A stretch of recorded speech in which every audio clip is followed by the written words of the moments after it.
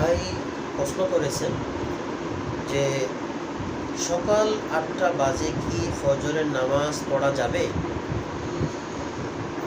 কারো ঘুম ভাঙলো 10টায়, তখন কি ফজরের সুন্নতও পড়তে হবে?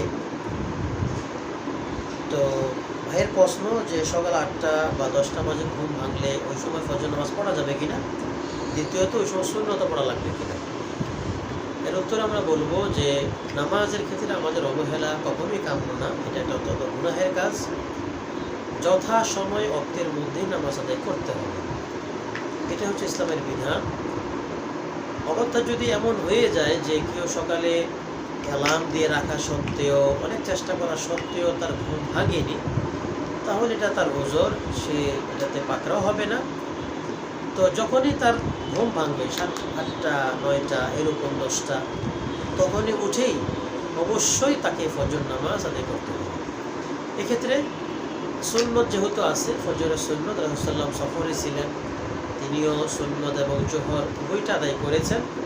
এই জন্য যখন আমাদের ঘুম ভাঙবে তখন এটা ওয়াক্তের মতন মনে হবে, ধরা হবে। তো ওই সময় ফজরের সুন্নত আদায় করবে এবং ফরজের যে 2 রাকাত এটাও আদায় করবে।